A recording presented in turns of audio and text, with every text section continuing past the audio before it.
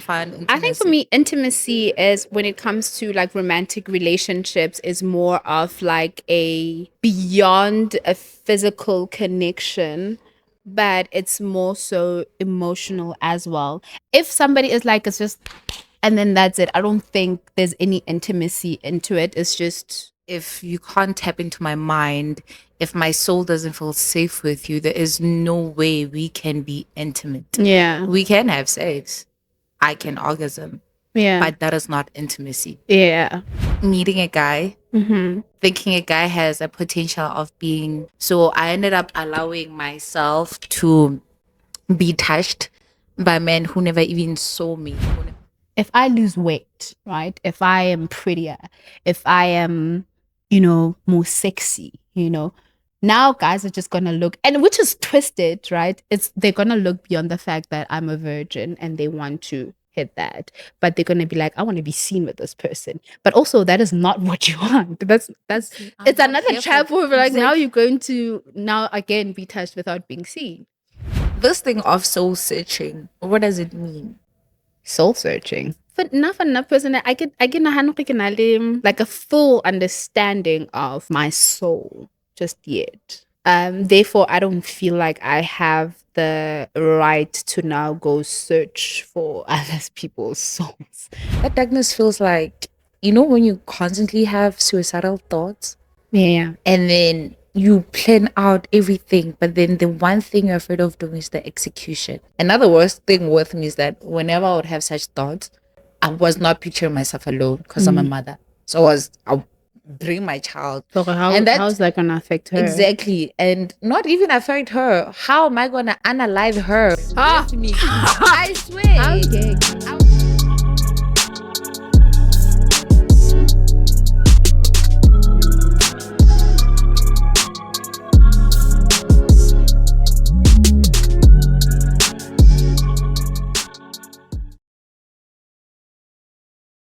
Welcome to the official season 2 of Yeah, I Said It. This is your host, Pinky, and today I have a special guest, Violet Makaba. Hi. Hi. How are you? I am good. You're good. I am good. I can see from the skin that you're good. Right. Should I introduce you or do you want to introduce yourself? I think I would want you to introduce me, and then it will give me an insight of what I'm interested to find out how you're gonna introduce I'm also me. interested. So like I said, this is Violet Makaba. Miss Makaba and I met in December through theater and writing workshop. So we kind of became sisters and co-founders of an entity called Bird Emotion. And this person, oh, one of our multi-talented. Hey, Come she on with it. writes. She's a performer. She's a lover. And listen, she can cook, even though she never cooked for me. But that's a story for another day. Welcome to the show. Welcome to the show. How was the introduction? I was a milation. Ke Zamilene. I get bad. No, I how get bad, bad. Mara. It's like I get to try a pause. How would you Zami. introduce yourself? You see that's the thing. I wouldn't know. Like Oh. I haven't actually figured it out to say like how would I introduce myself? Yeah. So maybe next time, You God come willing, prepared? I'll introduce myself and then we find out together. But I love the intro though. It's not bad enough. No. I didn't want to be like sentimental and I was gonna start crying. And you were gonna start crying. And you do that. No, I've trained myself. I don't want to Oh fall in man, that pool shut of yours. up. Cause now, cause I just found myself just crying over everything. Cause whenever like a bee is flying, I'm like, Pinky, why? Such a cute bee. And then now I start do doing that. it. So I'm just like, No, no, I have changed. I no longer do that. I'm a different person. Okay. I'm a different person. Okay. I swear to God. I'll take your word for it. Yeah. Thank you. Mm-hmm. So I want to touch base on intimacy. How would you define intimacy? Intimacy. Yeah. I want you to define intimacy I for asked me. you. I asked you first. This is not And, about like, me. It's just about you. also, like, I think I need context, right? Intimacy in a form of the word intimate itself. Because a lot of things can be intimate. Are you talking like intimacy in terms of like romantic relationships, or like are you talking intimacy in terms of like immediate relationships, your friendships, and your the relationship you have with family? Let's go romantic. Let's go. Let's go romantic. Okay. So, and then when it comes to intimacy, in romantic relationships, are we talking, We're not talking. I just need a definition. Don't woo me. Don't be asking questions running away from the ma'am. Okay. How do I define intimacy? Yeah, how do you define intimacy? I think for me, intimacy is, when it comes to like romantic relationships, is more of like a beyond a physical connection, but it's more so emotional as well. And not like in a sense, ooh, emotions. Oh my God, I love you. After one time, like, yeah. Don't leave me. No, but like in a sense, I think people, before we get physical, we connect on like a lot of different levels before we get to the physical part. If somebody is like, it's just, and then that's it, I don't think there's any intimacy into it. It's just physical attraction. It's just being physical. But when it comes to intimacy, it's a lot more, it's deeper. It has to do with an emotional connection. I feel like just intimacy is more emotional than it is physical, right? And we connect on an emotional level when we connect on an intellectual level, when we connect on a interpersonal level as well. Yeah. So yeah, I think for now that is how I would define intimacy. For me, it's just like that emotional connection that you have with someone before you reach that level of physicality. It happens. I like your response. You're such a smart person. Stop it, I like it. But you can continue. For me, my answer would not be exactly like yours, but it would lean into what you have said. And I found myself truly being in spaces, being surrounded by people. I was like, I don't like this. I don't want to be here. Because for the longest time, I genuinely thought intimacy meant being in a sexual aspect of things and just giving into your last being. And then I got to realize that this is not it. You know, if you can't tap into my mind, if my soul doesn't feel safe with you, there is no way we can be intimate. Yeah. We can have sex. I can orgasm. Yeah. But that is not intimacy. Yeah. And I feel like it's a rude awakening actually to be like, "Pah."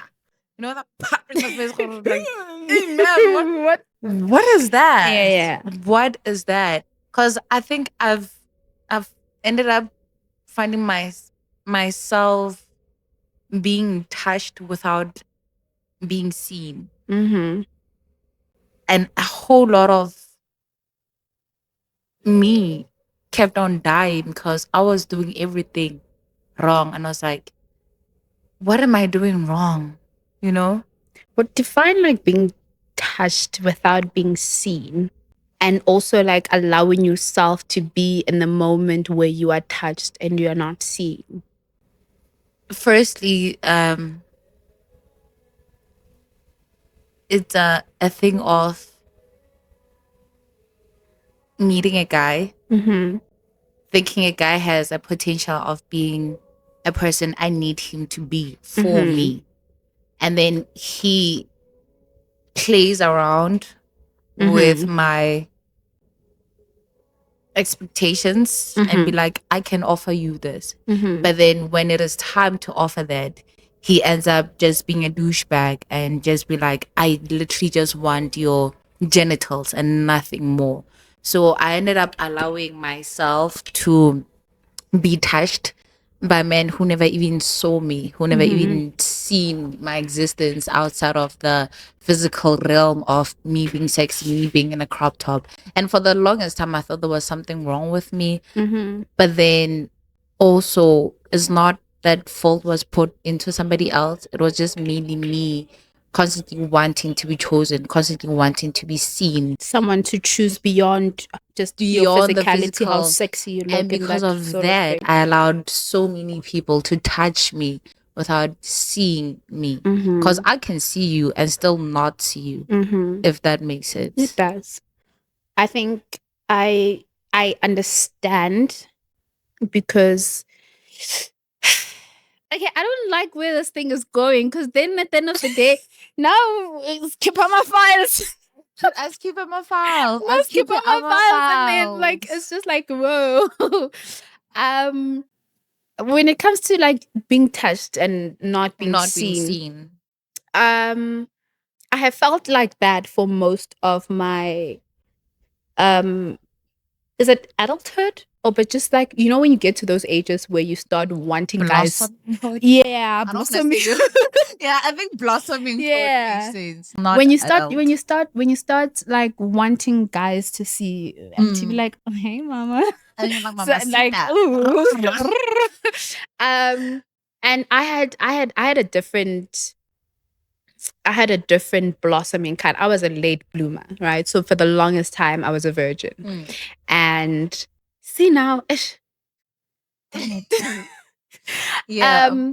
And then I think for guys, I also had like a lot of like confidence issues where I'm like, do guys find me cute enough, right? Do they find me sexy? And also I was big, right, at that time. So I really wanted to have that intimacy with somebody that is going to look beyond my physicality, that is good. I'm like, I'm cute. Why are people not seeing just how cute I am? You know? And I just really wanted guys to just see beyond that, just to see, okay, you know, she's smart, she's funny, she's creative, she's all of these things, not just her body, right? But for the longest time, then what would happen is that when guys start to like take an interest and find out that I am a virgin, I don't know, something just switched immediately, where it's more so of a like I wanna be that guy. I want to be the one. How is it that you are this many years and you still, you know? So I want to find out, right? And then it just switched, whereby that intimacy is gone. We don't have the conversations that I want to have. I want you to know what my favorite book is. Yeah. I want you to want to discover why I don't have a favorite anything. I just want you to see me and know me and know, oh, when Violet is like this is why, and all of these things. That you just, it always then it becomes like very surface, and then jiggy. Now you don't know how you ended up in a guy's room. There's something, man. Now you're breathing some kind. You don't know how you got there, because I think there's also that thing. Somebody they kind of know what you want and they give you a little taste of it. Yeah, they give you taste, and because you're not selfish with yourself, you take the carrot. You allow yourself to be lured into whatever the that is even rotten. like ibody le carrot so ibody le carrot has been through so much. It's been through so much, but you're like, because now you're not seeing, you're just seeing the tip, you're just like, it's dangling there. It's like, right?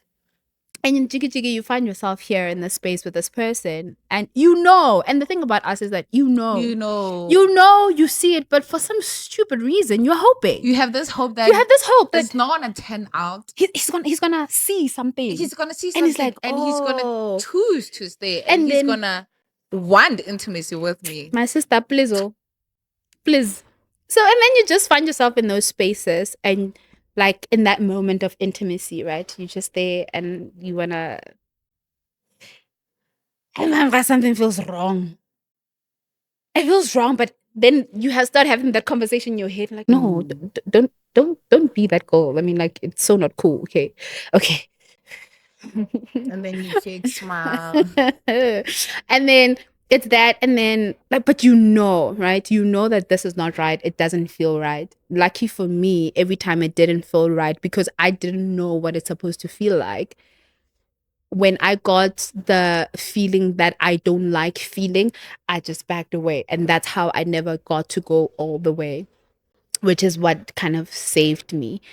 But it's so easy to lose yourself in the moment because you yourself have not defined what intimacy is for you. yourself. And you have not defined what it is that you expect from a person, because especially when you haven't dealt with a lot of things that are within you, and you haven't dealt with, it's only now just realizing that we have so much baggage, right? I don't want to use the word baggage, but because it doesn't sound nice. We've gone through a lot. We've gone through a lot. We've gone through a lot. We've seen a lot of things, right? And those things subconsciously they play. They come into play when we make decisions, when we are in intimate spaces with people of the opposite gender. And now you have to make a decision as to whether are you going to allow this person to touch you, knowing exactly that they are not seeing beyond what you look like. And I thought that I was going to move beyond that. I'm like, okay, if I lose weight, right? If I am prettier, if I am, more sexy, now guys are just going to look, and which is twisted, right? They're going to look beyond the fact that I'm a virgin and they want to hit that, but they're going to be like, I want to be seen with this person. But also that is not what you want. That's it's another trap where like, now you're going to now again be touched without being seen. And then it becomes a roller coaster thing, and but it always doesn't feel right until somebody comes along and they want to know what you think about stuff, and they want to, they want to make sure that you're okay, and they want to make sure that you are safe, and they invest in making sure that you're safe and you feel protected and you feel like you have a friend and a person before they can, be physical. And that's the moment where you're like, okay, this is what I actually came here for. Yeah. But with me, I think I've found myself mistaking sex for closeness in a way that the person, like you're saying, you would find a person who brings comfort, safetyness, the thing of you can lean into me. And then in my head, I was like, okay, we are getting close. This is my person. This is what I'm gonna literally be calling a home. Yeah. When I say life threw me, like, hey guys, life threw me to hell and back, and I just needed that companionship, in a person that I was gonna call a home. And the minute sex was added onto the table, I don't know if it's a thing, but then the minute sex was added, I hated myself with him, and then I hated him as an entire being.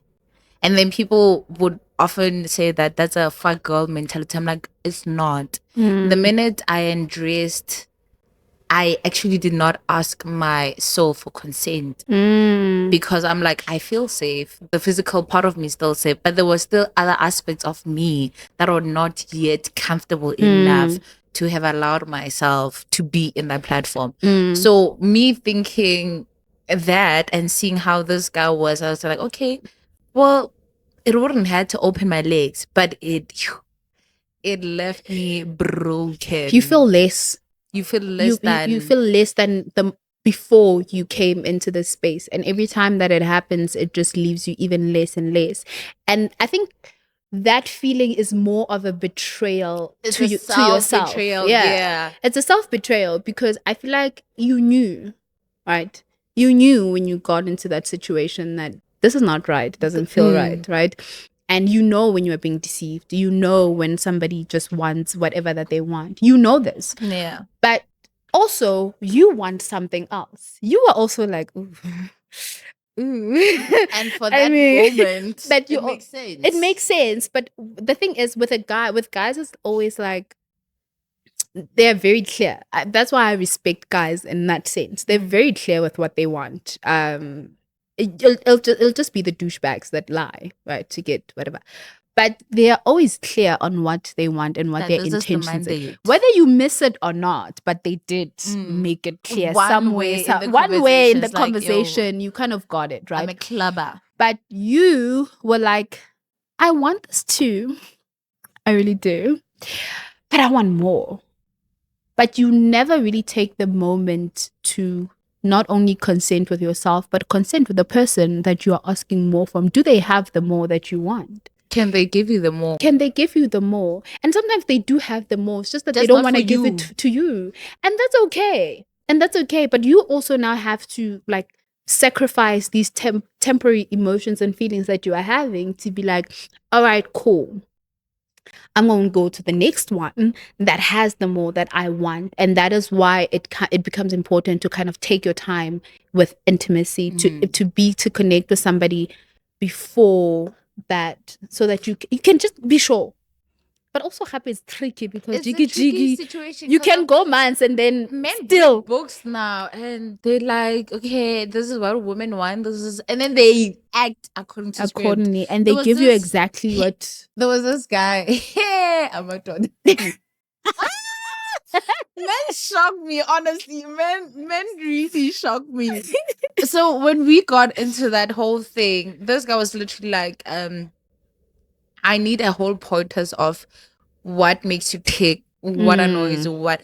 And I was like, so I was like, no, I'm not going to answer that. It's like, why not? I'm like, because you're going to act according to script. And then what happens when you forget your lines? Exactly. No. What happens when you forget your lines? When you forget direction? Like, what happens next? They like, improvise. No. It's like, I don't want improv. It's either you're going to give me you, but you in a sense that you want to be a better person for me, because of how am I going to show up as you is going to be a mirror of you. So if you're going to show up half dead, I'm going to show up as a ghost. I'm not even going to show up happy. I'm going to show up as a ghost that will never, ever, ever, ever, ever linger around your spirit. So it's like that thing of like, I'm not willing to give out the script anymore. I'm just going to sit back and watch you do what you can try to do. And then if I see that your performance is bad, I'm out. And I think like, yeah, we have to recast. People always want to perform. I think you should just stop performing. Like, you're not gonna die by not performing. I think we all perform at some point. Nah, I used to perform a lot, and then I stopped. I was like, oh, fuck this shit. I'm tired. Like, the way I'm so unhinged, like, even at work, the things I do, you know how... There's a sense of freedom that comes with that. Like, right? I suffer well that sometimes. I sometimes think that I have it, and then I realize that I don't. You don't have it. I don't. No, you limit yourself. You be like... I'm violent. I'm an adult. I'm going to show up as an adult. Yeah, I do. But with certain people, that part of you comes. And I think I don't mean to brag, but I've brought forth. I brought forth that sense in you. I'm like, okay, you can be a child. I think that's my problem. I'm such a baby at soul that sometimes I actually be attracting young men. There was this guy, he was so cute. I was like, how old? I was like 22. I'm like, God damn. You're going to get arrested. I don't want to be PDD. I don't want to be PDD. No, you got spicy. No. Speaking of PDD, have you... No, we're not going to talk about... I don't want to talk about him. Yeah. This thing of soul searching, what does it mean? Soul searching? Jeez, I'm still searching. I don't know. I don't think I've ever tried to search. I don't know. Enough person that I get like a full understanding of my soul. just yet. Therefore, I don't feel like I have the right to now go search for other people's souls. I don't know, maybe like connect with somebody, like search for your soulmate, search for somebody whose soul you connect to. I don't know. I really, I don't want to lie, I don't know. And sometimes maybe it might even take me a long time to find myself, to find my soul, and just to know what that means. And then possibly search for it. I don't know. No, I don't want to search for it.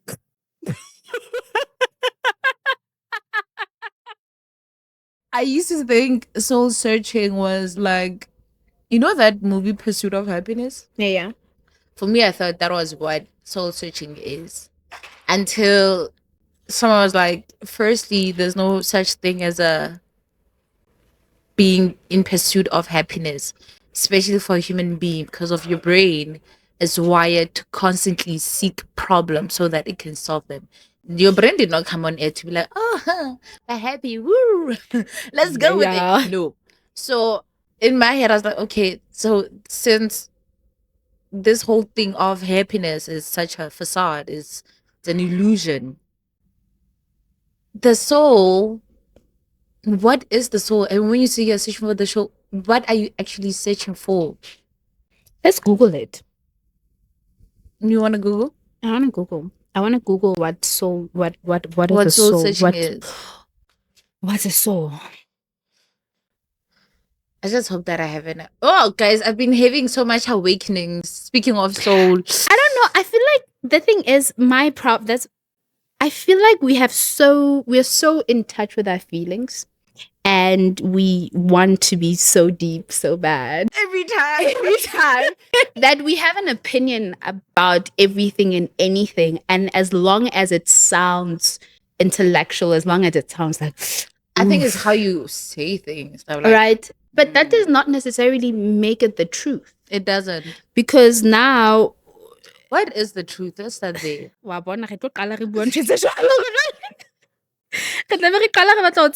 is the truth? My truth and your truth would never be the same. Okay, so my experience and your experience is never the same. My reality and yours is not the same. It's definitely that. Now, but if you are in a public platform and you're talking about and you're so confident, and I think confidence plays into it. And it does. And then somebody else is looking at you and they're like, that's it. Nadia.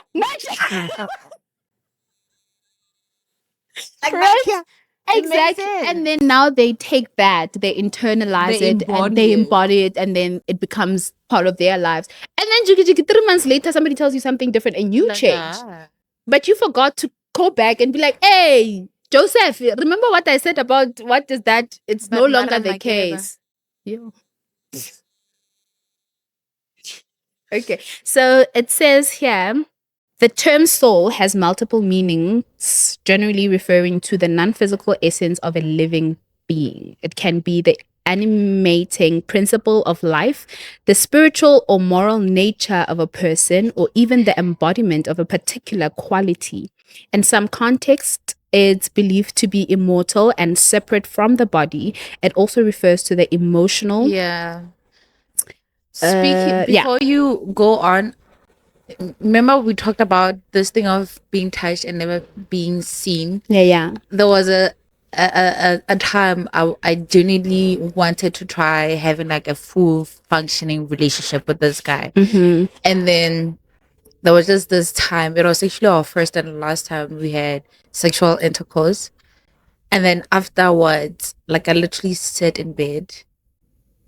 I did not want to cry, but I felt so empty. Mm-hmm. And I felt like my soul was at the corner, just displaced, and be like, what am I doing here? What did you just do? Mm. Who said you can do that? The entire time I was saying no, but you said yes. And now look at me now. I can't even make it back into your physical body because you just... And I was like, did I just violate myself? Yeah. You did that to yourself. You did that shit. I did that to myself. You did that to yourself. And we do that a lot. I think I felt that way sometimes, like a lot of times when I was in a situation that I was not supposed to be in. And I think I told you about this. Yes, you did. And I wrote a thing about it. Oh my God. Yeah, look at you finding my life inspiration. Yeah, you just, you know, when you are like, I think maybe that's what soul searching is, when you are like with a person, right? And there's this huge disconnect. And this person is right here, right? And in your mind, you're thinking, this is probably the last time that this is going to happen. It's the last time. And you want to hold on to it, but you know it's slipping away. And there's a part of your body somewhere in your mind, you're just thinking, why am I doing this? Why am I here? And I remember this one time I just said no. I'm like, I'm not doing this again. And I was so proud of myself. I was like, yeah. I felt like I got my power back, you know. And then it happened again. And I betrayed myself. And there was like your soul, I think, that non-physical aspect of you, that moral quality in you just said, what are you doing? What are you doing? And then the physical aspect of you was like, come on, baby, let's do this. Come on, you got this. I mean, it ain't no thing but a chicken wing, honey. It ain't no thing. You know? And then we do that a lot and we betray ourselves. Really, I don't think we should be blaming the other person. Really, it's just blaming yourself. It's all on self, and just being very disciplined with the self, and just knowing that your body, the flesh, is not going to have that much power over you, because now the soul suffers even more.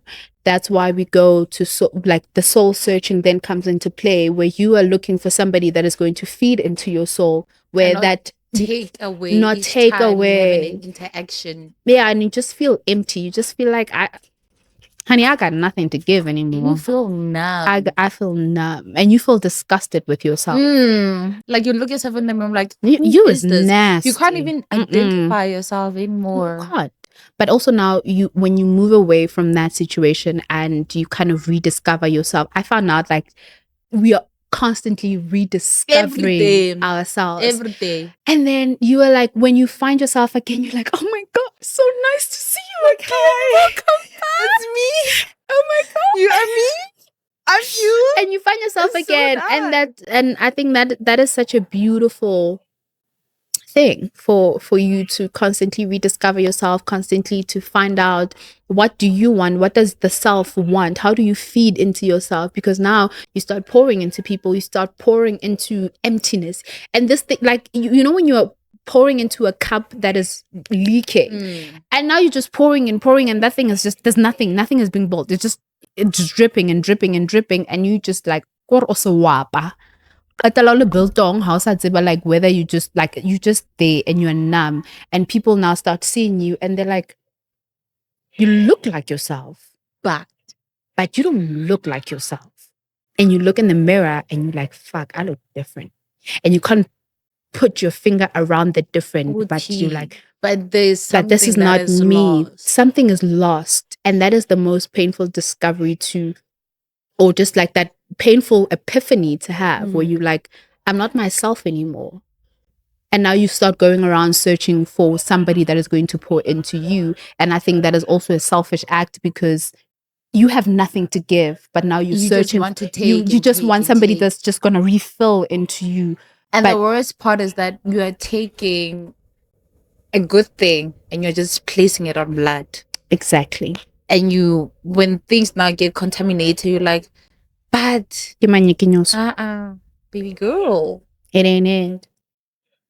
I think sometimes when you just get, you kind of maybe found the right soul, but you were not at the wrong time. I've been in that space, guys. And now you guys are creating a vicious cycle, because exactly. But I was honest with him. Like, I was really honest, because that guy, he was genuine. Like, when we met, I was falling apart. Like, I was like, I don't see myself in 2025. That's how dark my world was back then. And when he came, I was like, this guy, he has so much light, and I only have darkness. Like, and I don't want, because dark swallows light Darkness more is- than light can swallow. So I could see that ganani ganani, I'm gonna take pieces away of him, and they're literally gonna go into ways, because I'm also not willing to work on myself right now. I just want to live in this moment of despair. But then I was open and honest about, like, this is where I'm at emotionally. I'm not okay. I'm not functioning. Like, half of the times would have conversation and I would weep. Like, I would weep because I had to be in a space of dealing. Because I was like, I want to go over this. I don't want to go through it. I want to Can we jump. just be on the other side and just be like, oh my God, that was terrible. That But was- yay, we made it. But every time he would have a conversation with me that allowed me to go through what I was trying to run away from. And I was like, I appreciate you. But yeah, not now. And if we met before this blackness that I'm carrying, trust me, I was gonna love you with every part of me. I was gonna be devoted to you, because you could tell that he was devoted. Like, that guy, listen, the world would literally be on its toes because of that. But I was like, I'm not the person you deserve to be with right now. But how does that darkness feel though? That darkness feels like, when you constantly have suicidal thoughts, Yeah. and then you plan out everything, but then the one thing you're afraid of doing is the execution. Yeah. And you constantly have that playing, like each hour of your life, you're like, I'm gonna do this 1, 2, 3, 4, 5, 6. Another worst thing with me is that whenever I would have such thoughts, I was not picturing myself alone, because I'm a mother. So I'll bring my child. So how's that gonna affect her? Exactly. And not even affect her. How am I gonna unalive her with me? I swear. Okay. Because I was like, if I can't do it alone, I need to do it with her. Because if I leave the world selfishly, like I want to do it right now, she's going to pay for it for the rest of her life. And part of her gonna believe that it was actually her fault, that I killed myself. So I constantly had this thing of, how can I easily take my daughter's life away without inflicting pain? That is dark. That is very, so that's how dark my world was. Like, I constantly had such negative thoughts, and I would shut down. Like, I would not even go outside. I was an absent mother. Like, my daughter would sleep with me, but there was nothing happening. She did not know me. She did not experience me. My siblings, my family, they were like, what is happening? I was like, I don't even know. Like, I did not know what was happening, and I could not even voice out what was happening, because I was just lost. I was like, I know I'm going through something. I just don't know what it is. And for the longest time, I genuinely did not want to go through it, or even adjust, or be like, okay, this is where we're at, until I went to a therapy. And the minute I got in there, I think I'm always wearing a crop top, but I was wearing this pink crop top. I know that darkness.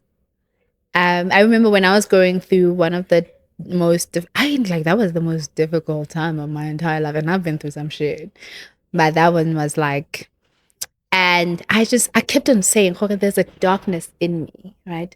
And I can't explain it. And it was a constant thing of just people just constantly saying things to me, telling me things about me that were not true, that I started to believe because I had no sense of self at that time. Then everything else that people were saying to me, I took that in, I absorbed it, and then I became it.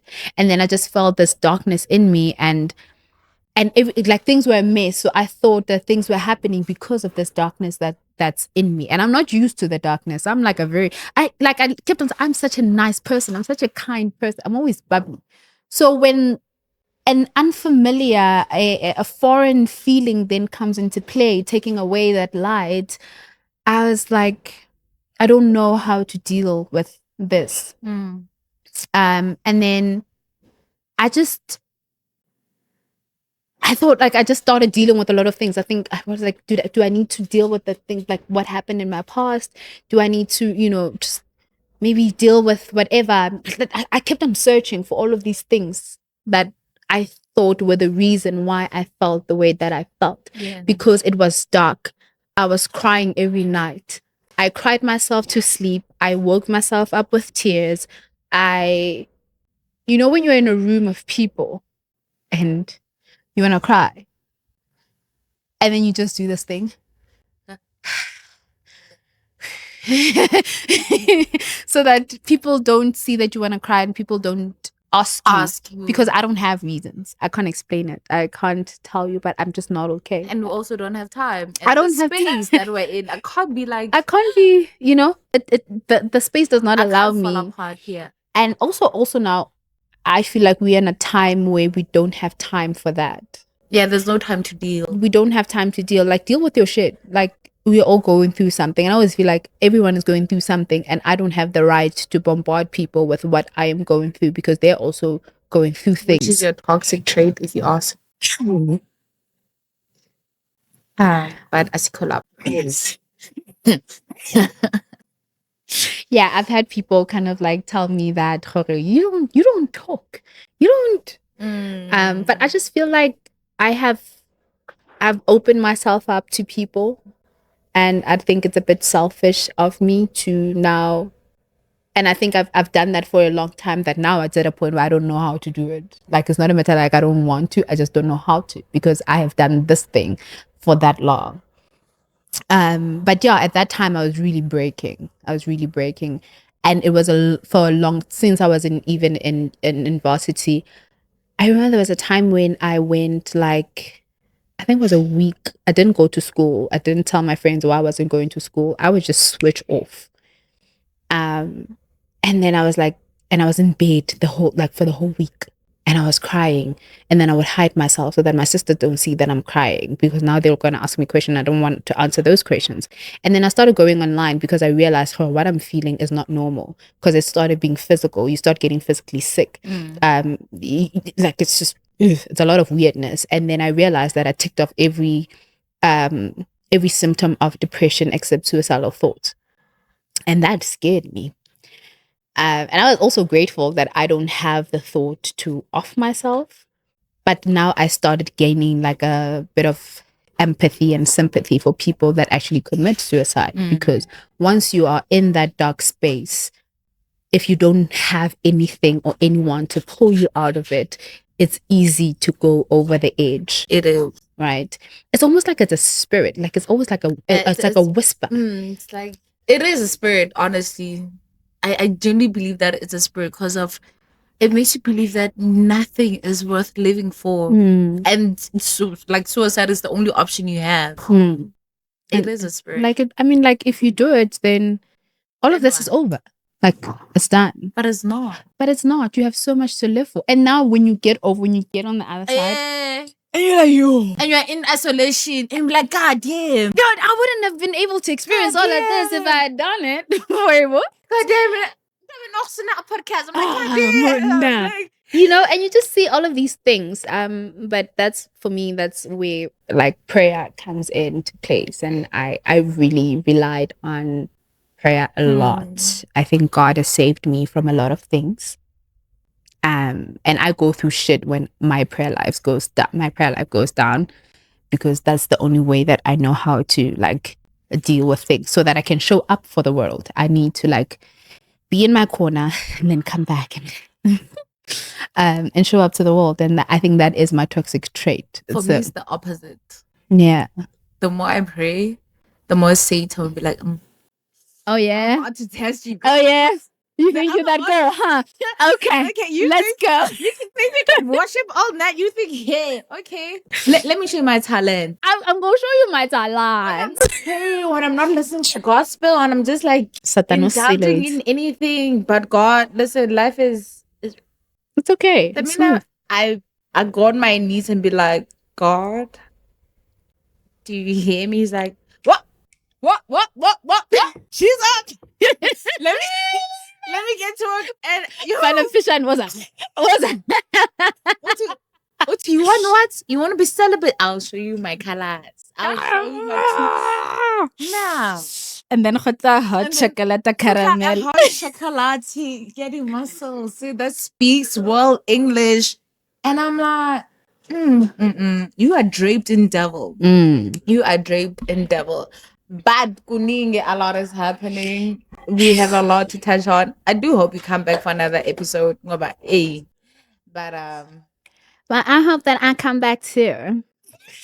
Because it's a lot. Running away. I have been running away. I haven't, because now, like, the thing is, having conversations like this, you get lost, and now you start saying things that you're not supposed to say. No, you don't say things. And then you get unfiltered. Guys, and then I have to think, if my sister's going to watch this and be like, when did you do this?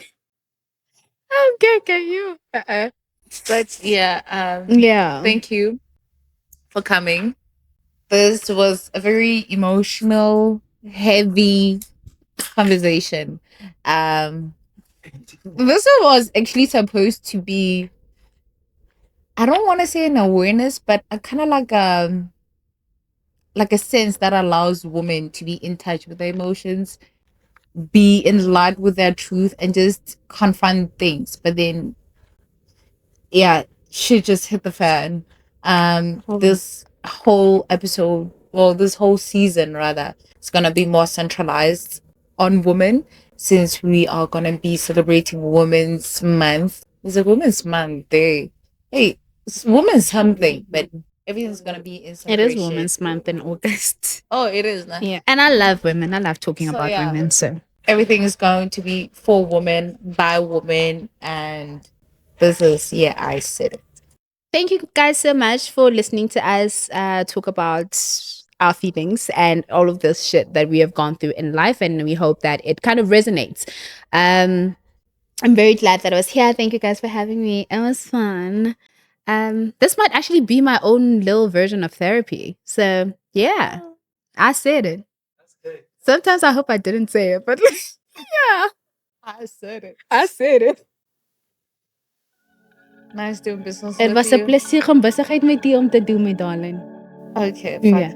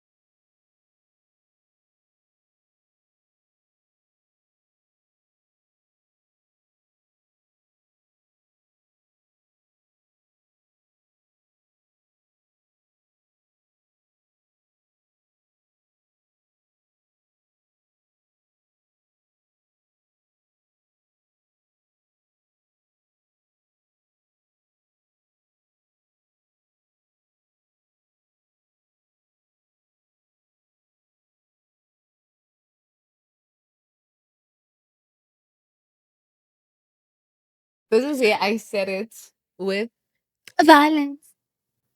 Just violence. Kan jy net Violet Makaba. Oh, sure. With Violet Makaba and Pinky on the official season 2 of I Said It. I said it. Welcome for being the first guest of the episode of the second season. Yay, me. We're talking about sad shit. Everything is your soul, being a woman. This actually was supposed to be an intriguing conversation that women must have, but it ended up being a therapy session. Yeah. Hope you find healing too, and you can You can journal like we did today on Yeah, I Said It. Thank you.